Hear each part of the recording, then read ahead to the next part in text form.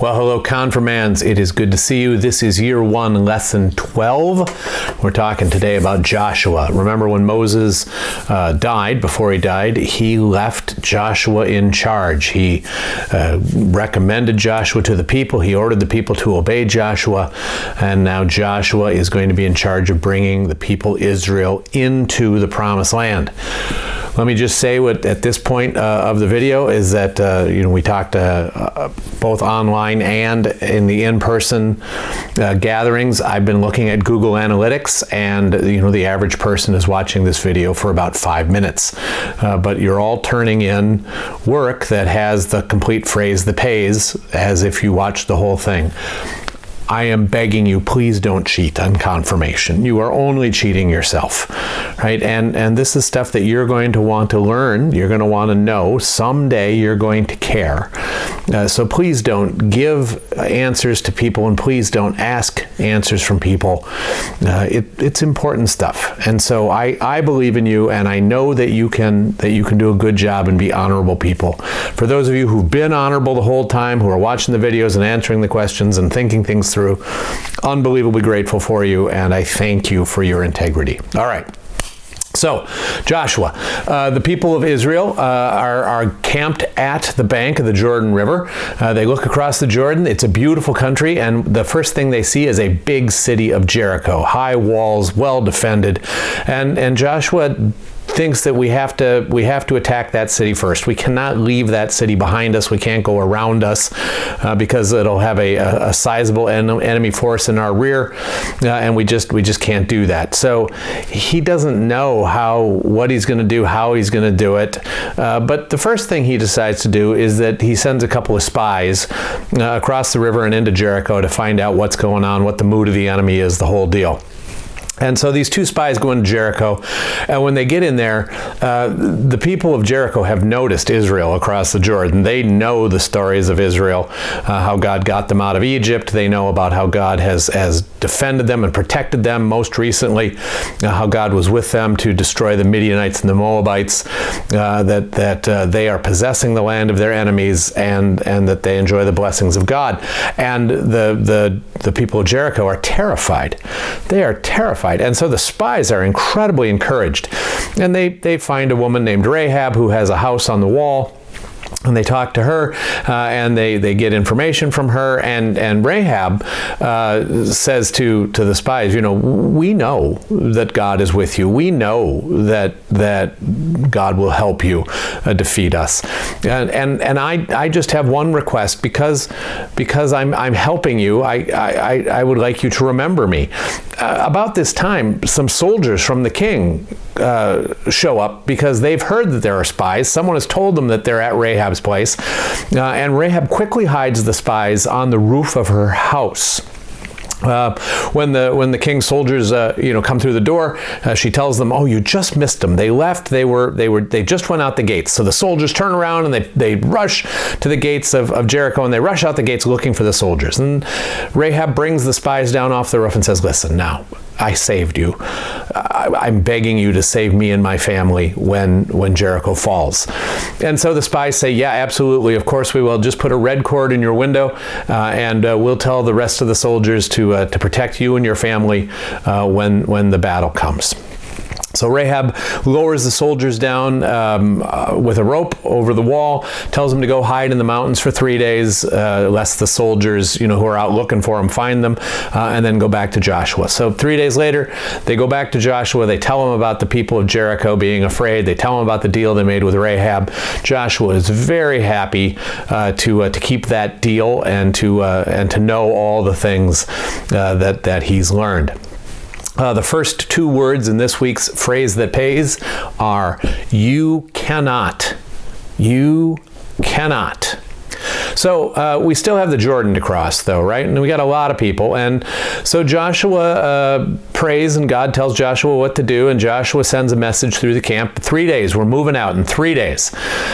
So everybody gets ready, and everybody packs up, and everybody gets ready to move to go to the Jordan. And when they get to the Jordan, it is flooded. And so they sit there for a couple of days, and they wait. But then God tells Joshua, look, we're going to get you across the Jordan. Tell the people to follow the ark ark to be ready. I'm going to show them my power. So the priests pick up the Ark of the Covenant. They go to the Jordan River, and as they step into the water of the Jordan River, the water stops, just like the Red Sea. Right? So the upstream water stops and piles up, the downstream water flows off, and Israel is allowed to cross the Jordan River on dry land. And as they're crossing, Joshua tells each of the tribes, have one of your elders pick up the biggest stone he can carry out of the center of the Jordan. And then when they get across the Jordan, they make a pile of these rocks, these 12 big rocks, as a perpetual reminder how God brought the people through the Jordan River. So when all the people have gone through and all the stuff has gone through, the priests standing there in the dry riverbed of the Jordan River, they walk out, and as soon as their feet are on the Canaan side of the land, the river resumes flowing. God has brought them miraculously into the land of Canaan. And now that they're in Canaan, they begin to gather food from the fields and the vineyards of the people of Canaan, and manna no longer falls. It never falls again. It has never fallen again, that God has brought the people to where they can have their own food and ultimately do their own farming, their own animal husbandry, and so God doesn't need to feed them anymore. But we still have Jericho in front of us with those huge high walls. And Joshua doesn't really know what to do about it. And so Joshua is out scouting around Jericho one day, and he sees a man dressed like a soldier with a flaming sword. And he says to him, are you with us, or are you with the people of Jericho? And the man says, I am the commander of the Lord's armies. As Joshua falls on his face, he realizes he's talking to an angel. And the angel tells him what the battle plan is. Joshua goes back to camp and tells everybody what they're going to do. It is the strangest battle plan that you will ever hear. But before we get to that, we probably should do the next two words of the phrase that pays. Dream yourself. Dream yourself. So anyway, the people of Jericho are terrified. Israel's out there. They've got their gates locked. They're watching. And one morning, the Ark of the Covenant and a whole parade of all the people of Israel starts marching around the walls of Jericho. And there's not any talking or singing or shouting or anything. They just quietly march around the city. They march all the way around it, and then they go back to their camp. It was the weirdest thing the people of Jericho had ever seen. What kind of attack is this? Second day, same deal. People march around the walls. Third day, same deal. Fourth day, same deal. Fifth day, same deal. By this time, the residents of Jericho are starting to think, maybe these people aren't real serious about fighting us. This is just goofiness. Sixth day, same thing. Seventh day, people of Israel get up really early. They march around the city 7 times. And as they complete the 7th circuit, the priests blow on their horns, their ram's horns. The walls begin to tremble, and they fall down flat. And the army of Israel rushes into Jericho. They destroy the army of Jericho. The only people who are spared are Rahab and her family, and Jericho is burned. Now, God had told Israel that they should take out all of the silver and gold and brass they find, and they should save it for the tabernacle of the Lord, the treasure of Israel, that no one should keep any of the loot, because God did all the work of giving them the city. That seems fair, doesn't it? Well, I hope it works out that way. You can guess what's going to happen. At any rate, big victory. Everyone's very happy. Everyone's very excited. Jericho's in flames. Rahab and her family are safe. The treasury has been enriched. Now, up the road a little bit is this little tiny town, a little tiny postage stamp of a town called Ai. Spies, have been scouting out the different towns in Canaan, and they come back to Joshua and they say, "Look, it's nothing. Give us 3,000 soldiers, and we'll run the place over." So Joshua says, "Great." Peels off 3,000 soldiers. They head to Ai, and they get their butts kicked. They come running back, being chased by the warriors of Ai. There were deaths and pain among the attacking force. And Joshua could not figure out what happened. I mean, how can we defeat Jericho? How can God knock down these walls, and we can't take care of a little tiny postage stamp of a town like Ai? And he lays in front of the Ark of the Covenant, and finally he prays and he says, "God, what's going on?" And God says, "I'm not going to help when there's disobedience in Israel. I think I I've been really, really clear about that. And Joshua says, well, what are you talking about? And God says, I said nobody should keep any of the stuff from Jericho. It's all supposed to go into the treasury. It's all supposed to go to the tabernacle.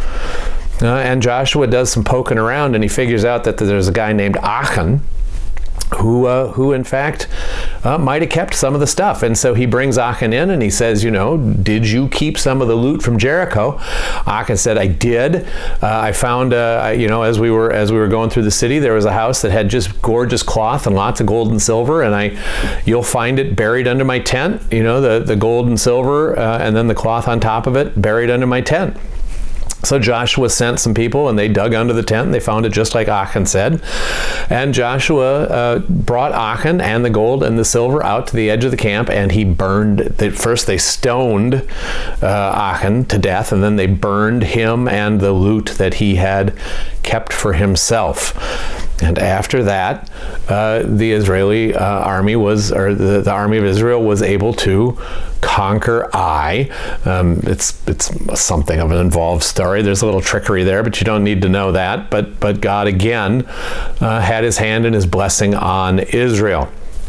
The third part of the phrase that pays, 3 words this time, into a character.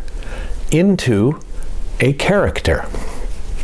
At any rate, so Joshua is now relieved that God is with them again, and Joshua had made a promise to Moses that when they went a certain distance into Canaan, Joshua would build an altar to the Lord, and Joshua kept that promise. And on the altar were written the laws that God expected Israel to keep, and so there was a celebration of the presence of God and the grace of God and the hope that's available to God, and the people remembered that God was helping them take this land, that God was with them and for them. The fourth part, 2 more words, you must. You must. All right.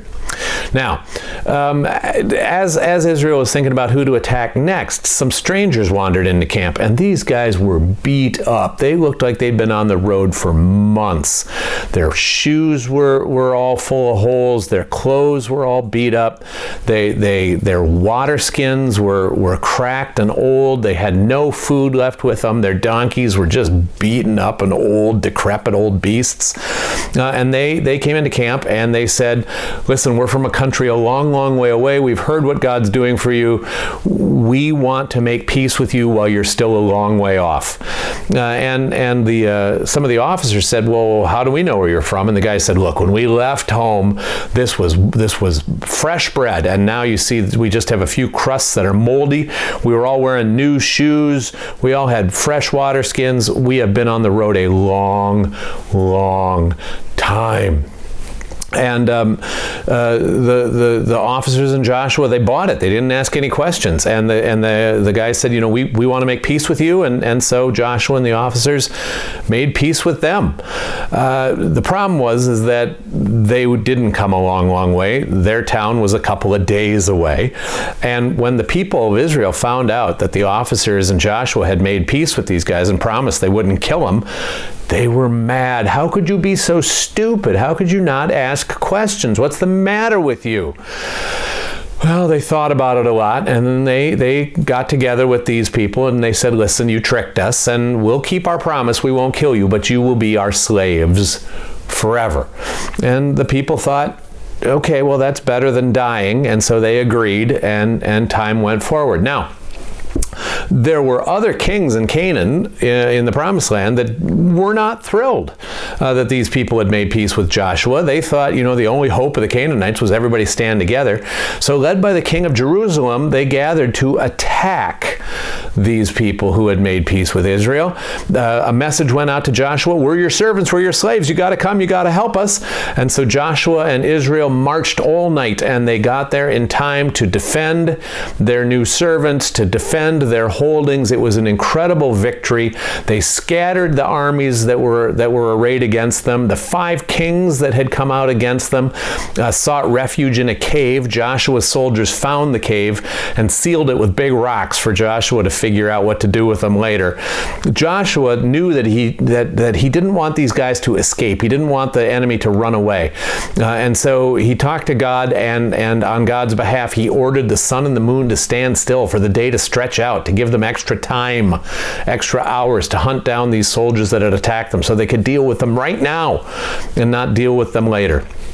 Huge victory, smashed these 5 armies. They wound up dragging these 5 kings out of the cave, killing them, and then burying their bodies back in the cave where they had gone to hide and to keep refuge. 3 more words: hammer and forge. Hammer and forge. All right, so the Israelites now settle in Canaan. They spread out across the land. Joshua is becoming an old man, and it's getting harder for him to go to war, to campaign. Over time, he's defeated 31 different kings, some with little tiny city kingdoms, and some with fairly extensive kingdoms. 31 kings and peoples have fallen under Israel's control. The land is now Israel. It's not Canaan. And the Lord says to Joshua, I know you're old, I know you're tired, but I don't want there to be remaining Canaanites. I don't want my people to listen to them, to marry with them, to worship their gods, to forget who I am. So divide up the land, send each of the tribes to the land that you assign to them. But their job when they get there is to finish clearing out the land, is to finish making it a place for my people, Israel. So Joshua does that. He sends the tribes. Remember, Gad and Reuben and part of is it Manasseh wanted land on the east side of the Jordan. He tells them that they've done great work and they can go home. So they get ready to go home. And then Joshua sends the Levites throughout all of Israel. That wherever the people go, some of the Levites go with. The Ark of the Covenant gets moved to Shiloh, which is a central spot. Everyone's supposed to come 3 times a year, first for the Passover, then for Pentecost, then for the Festival of Booths. The Levites take turns watching Shiloh, but there's lots of Levites. So Joshua scatters them throughout the country so that everyone everywhere will be able to learn God's law, will be reminded what they're supposed to do, and they'll be instructed to keep God's commandments. And then Joshua has one more idea that, in this time in history, if you accidentally killed someone, even if it was an accident, the family of the victim would claim the right and think they had the right to kill you.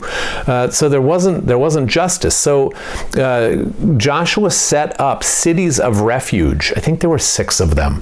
That there were 6 cities where if I accidentally killed someone, I could run to that city, and the gatekeeper would let me in, but wouldn't let in any of the people chasing me, trying to do vengeance against me. And at least I would be guaranteed a fair trial in that city. And if I was found guilty, then I would go and face my accusers. I would have to deal with the people who wanted vengeance. But if I was found innocent, I could stay in that city. I'd be protected from anyone who wanted to take vengeance against me. And whenever a high priest died, then all vengeance ends, and I could go back to my family, my lands, my home. So it was a way to protect people and to give justice. Remember, God is working to teach Israel, what he would have of them, how he would have them live. So the cities of refuge were part of the settling of Canaan. The 6th fragment of the phrase that pays, 2 words: yourself, one. Yourself, one. All right. Now, when the tribes of Reuben and Gad and Manasseh head back across the Jordan, it occurred to them that, down the road in the future, people living in Israel proper might not remember that they're connected to Gad and Reuben and Manasseh there across the river. And so they built an altar on the edge of the Jordan River before they crossed it and went home. Now, when the other tribes found out that they built an altar, they were so mad because they remembered that sometimes God punishes the whole people when one group of people messes up. And you're only supposed to have sacrifices at Shiloh. You're only supposed to go there to worship. What are these clowns doing building their own altar? So they're going to attack them. We're going to have a civil war. But before that, some cooler heads prevail. And the high priest and representatives of each of the 10 tribes in Israel go and talk to these guys and say, "What are you doing building an altar? You're not allowed to do that." And the tribes of Gad and Reuben and Manasseh say, "We're not ever going to offer sacrifices on that altar." Absolutely not. We remember the rules. That altar is there as a reminder to your children and to our children that we're worshipers of the true God, that we're part of the family, that we're some of the tribes of Israel, descendants of Abraham and Isaac and Jacob and inheritors of the promise. Everyone is so glad that after all this fighting and all this struggle, we're not going to end it with a civil war. You need to know that the phrase that pays was given to us today by a guy named Henry David Thoreau. Henry David Thoreau, and Thoreau is spelled Thoreau. There was a special on vowels, apparently, and so there's more vowels there than are strictly necessary. Thoreau, Henry David Thoreau. All right. So by this time, Joshua is a very, very old dude, and he knows that the end of his life is coming. So he calls Israel all together one more time. He sets up a big rock, as a reminder of all that God has done during his life and for him and for Israel. There's a huge meeting where they go over again all the stuff that God's done. The Egypt stuff and the wandering in the wilderness stuff and the protecting against enemy stuff. They go through the whole thing. Joshua tells them, "Look, if you just do what you're supposed to do, everything will be fine. And if you don't, there will be consequences," right? So you need to choose who you're going to serve, right? It's one of the really famous verses of the book of Joshua, a really famous verse out of the Bible. Joshua says, "Choose this day whom you will serve, but as for me and my house, we will serve the Lord." And the people say, "We're going to serve the Lord too." And for a while, everything was good. That there were elders in Israel and each of the tribes who remembered God's word, who remembered God's commandments, who did what they were supposed to do, who taught the people what they were supposed to know, and the people remembered and did. And for a while, there was peace and prosperity, and everything was good. All right, so this is year 1, lesson 12, Joshua. I will see you on Wednesday, February 2nd, either online or in person. I hope you're well. You take care of yourself. Bye-bye.